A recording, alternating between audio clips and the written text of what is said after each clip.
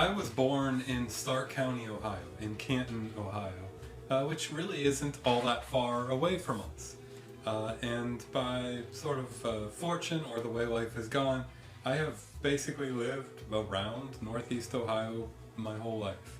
I have been outside of Northeastern Ohio and dwelled there a couple of times. And wouldn't you know, both of my kids were born in places other than Canton, although they've lived most of their lives around that area too. My oldest, Ethan, was born in Norwalk, Ohio, when I worked at a church for a brief time up in Erie, Huron County area, and he was born while we were up there. And then Ryan was born when I was in seminary in Columbus, and at the time when Ryan was born in Columbus, Kate and I I was a grad student. Kate worked some and helped sort of at home with Ethan. We were on government assistance.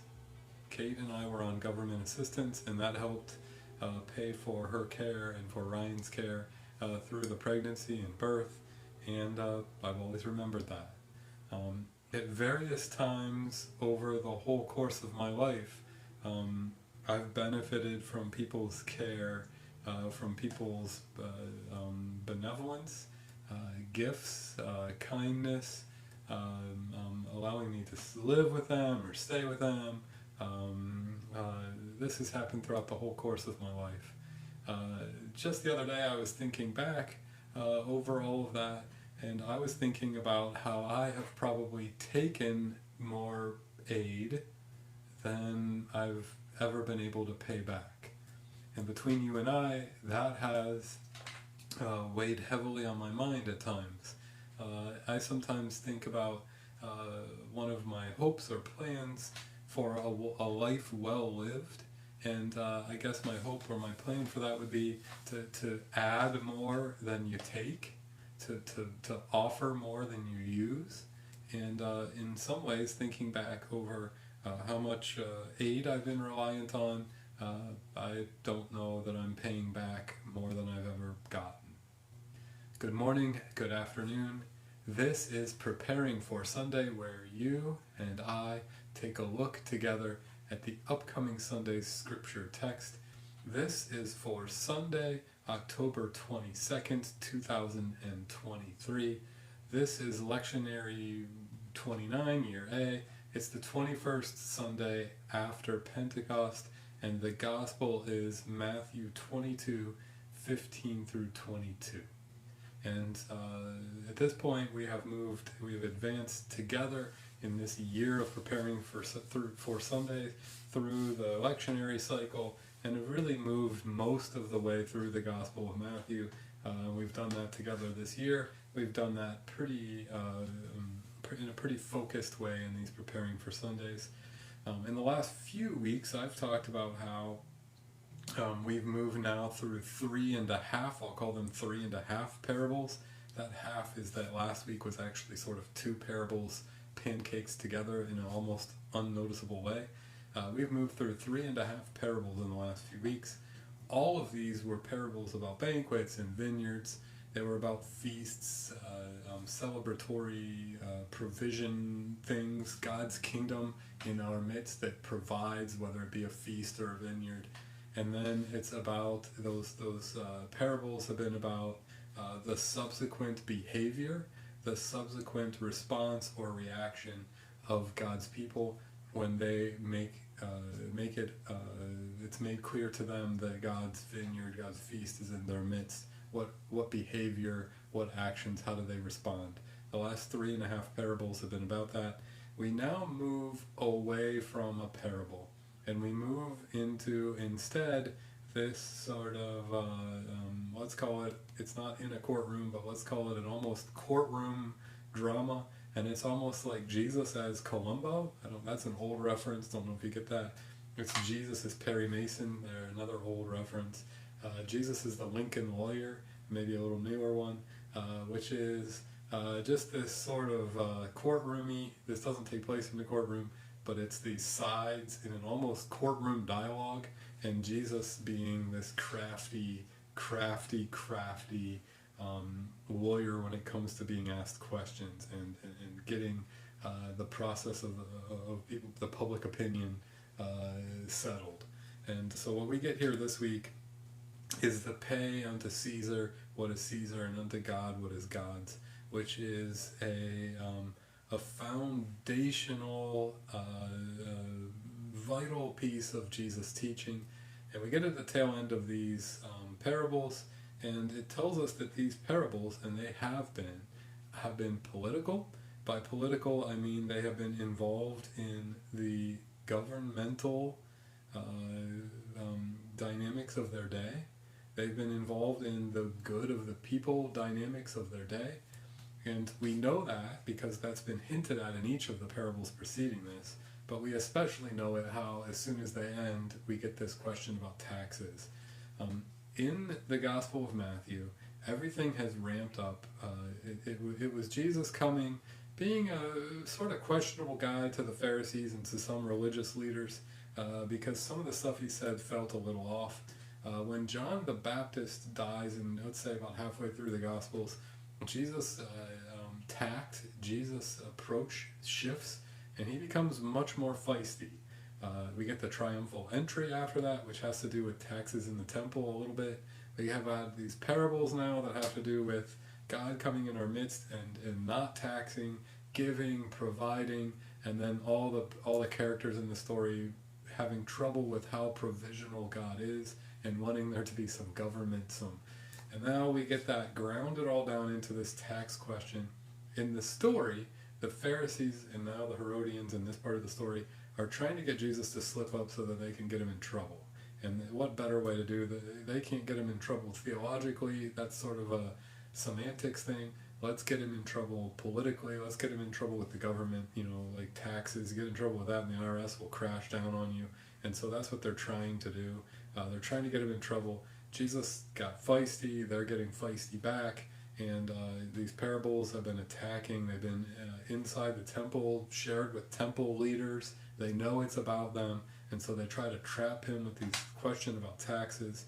And Jesus is Columbo and gets out of the trap, making it,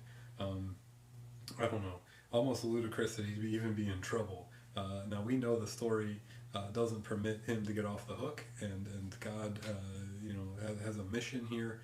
But the way this part of the story goes, it's almost like, how can he not get off the hook by being this crafty here? And so what the question that gets raised here has to do with paying taxes. You and I pay taxes, and so we hear this word taxes, and we have a sense of what our experience with those are.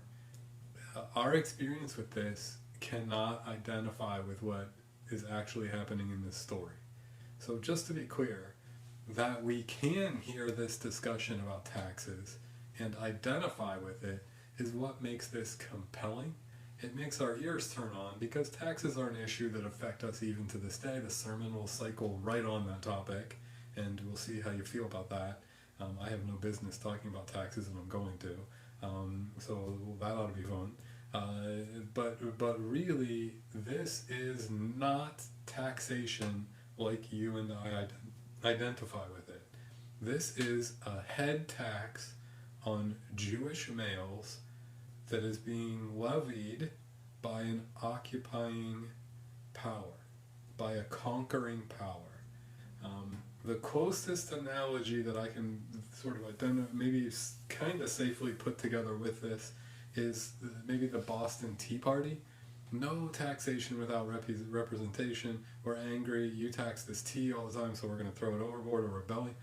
In Jesus' world, an occupying power, Rome. And by the way, there's this joke going around lately, this viral thing where wives and women ask their husbands or their significant others how often they think about the Roman Empire. And I have to say guilty, because we're reading our way through Matthew, and Rome and the Roman Empire is part of the gospel story. So I basically think about it every day, and I'm caught in that viral trend just like everybody else, for whatever it's worth. And here I am talking about Rome.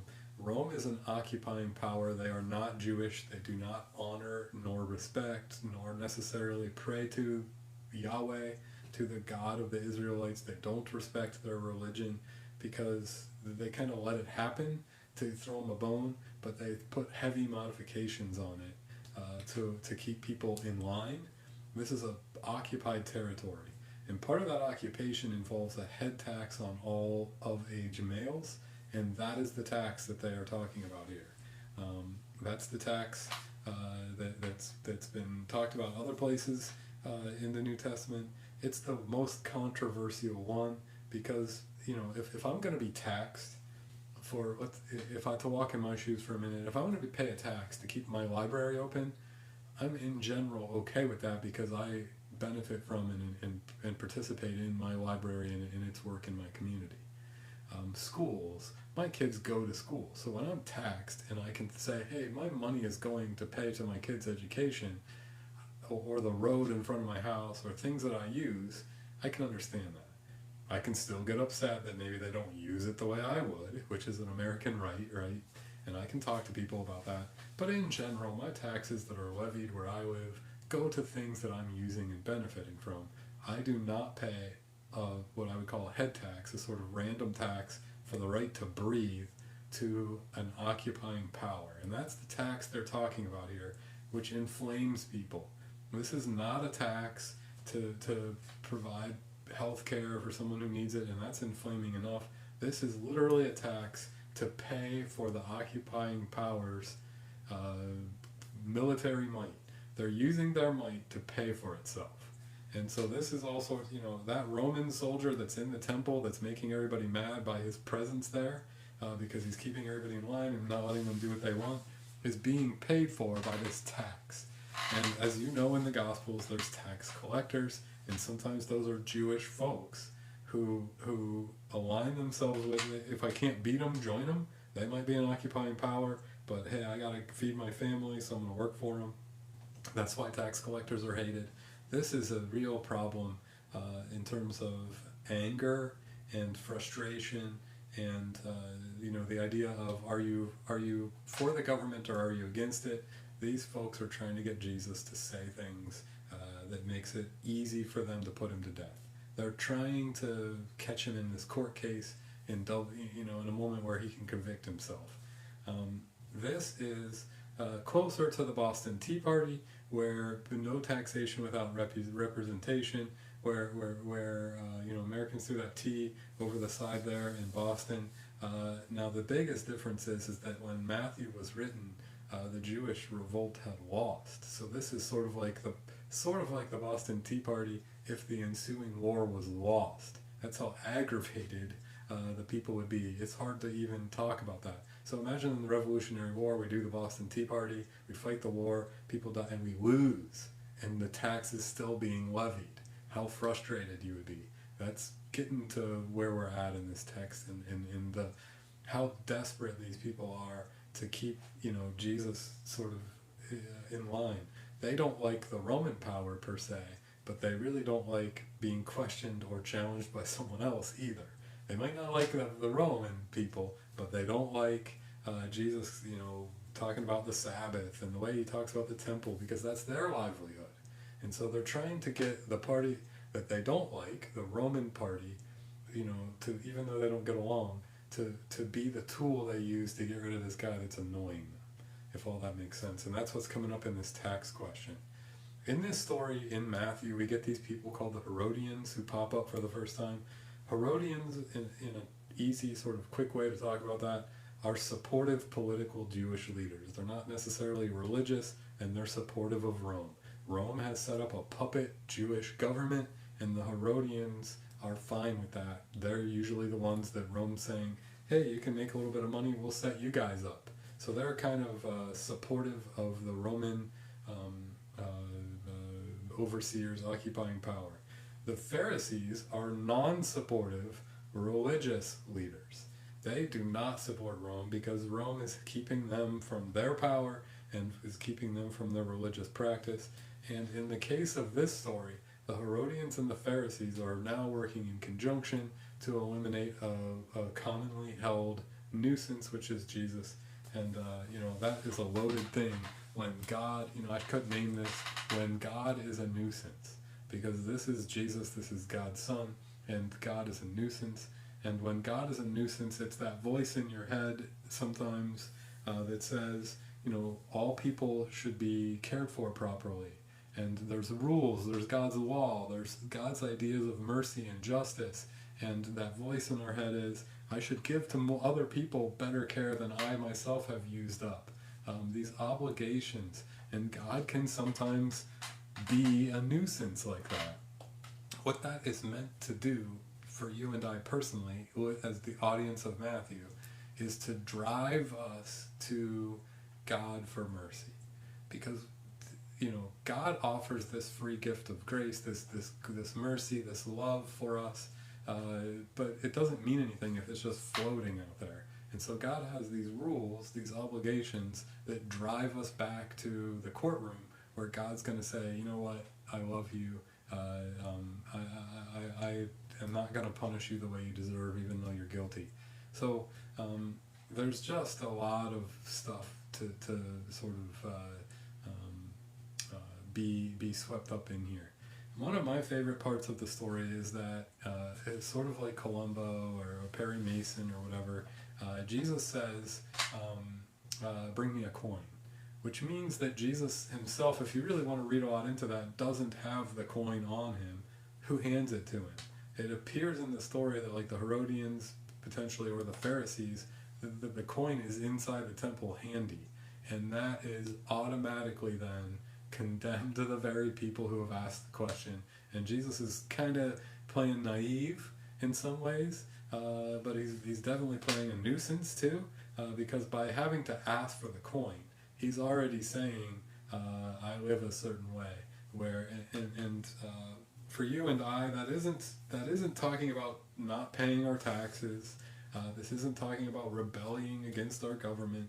As a matter of fact, what Jesus says there about paying to Caesar what's Caesar's, it asks us to participate in government, not to avoid it. But when he asks for the coin in this way, he actually, by that action, that just gets blown right over in the story, but it's this little subtext, proves that he didn't have the coin, yet the people who are trying to trap him by having it, have it, right? So they're trying to trap him by asking him a question about taxes, and they're the ones involved in the system. He's saying, I live outside of that. And some of a modern attachment to that might be that you and I live in this consumer society. Now, this is not about taxes at this moment, but it is about our money. We live in this consumer society where our lives are built around money, how much of it we have, how much of it we need, how much of it we owe, how much we take and how much we give back to the system. And it's this constant weight. Jesus is almost doing what those monks and things throughout the Middle Ages did, where he's just living this sort of simple, outside the system life.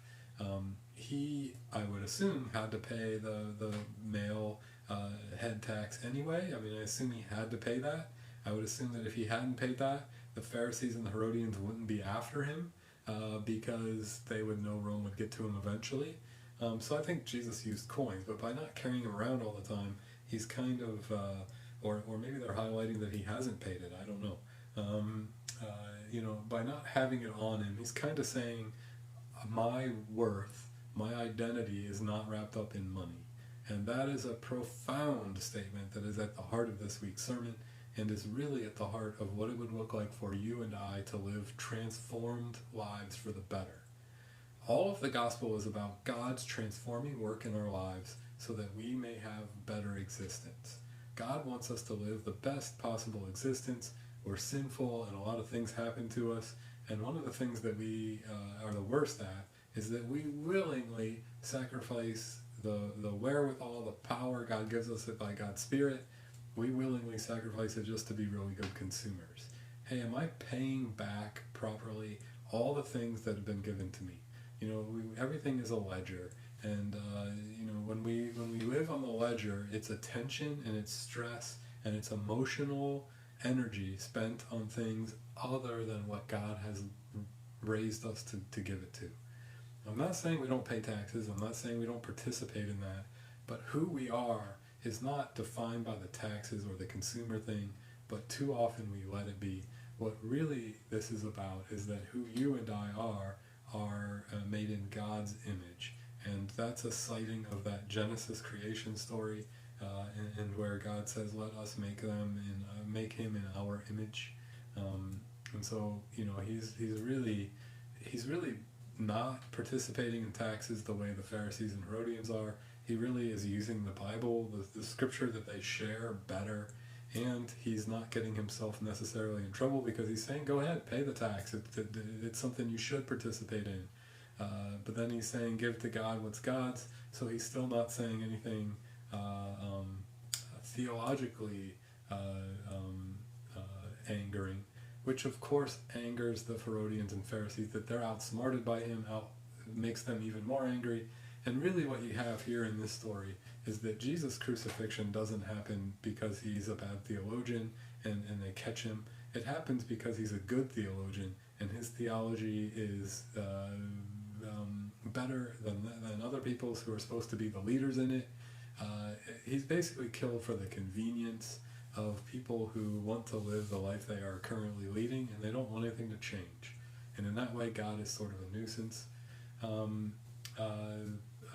Out of malice, out of a moment of someone's attacking Jesus, comes this discipleship moment.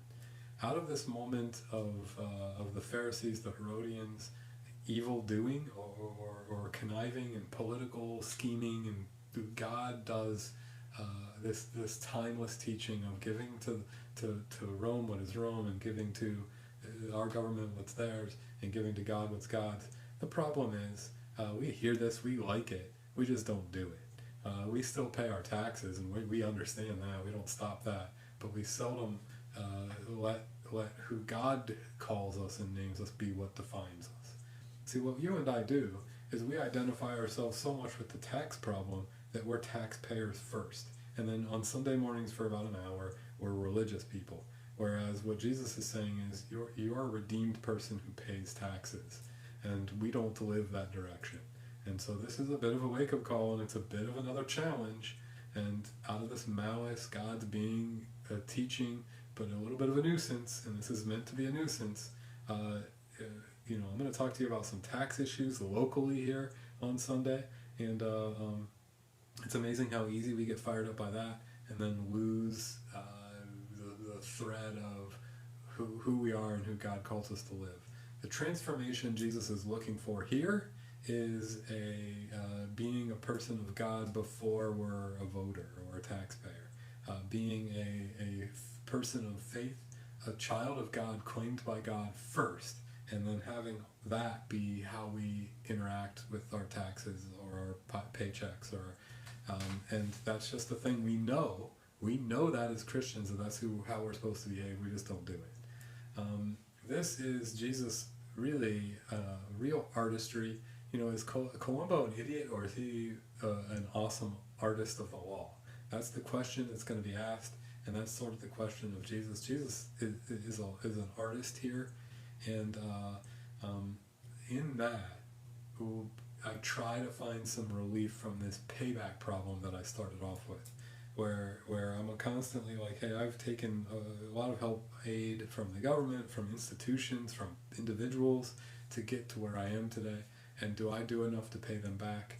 And then I see Jesus as his artistry, his passion, his question answering that's unparalleled, and I think if I can be like that, if I can be an artist like how Jesus is an artist here, then it's all been worth it. That's a thing I work hard to convince myself of. I try to ask for God's forgiveness. I'm sorry for taking more. Dear Lord, I'm sorry for taking more than I give. Help me to give back more than I take.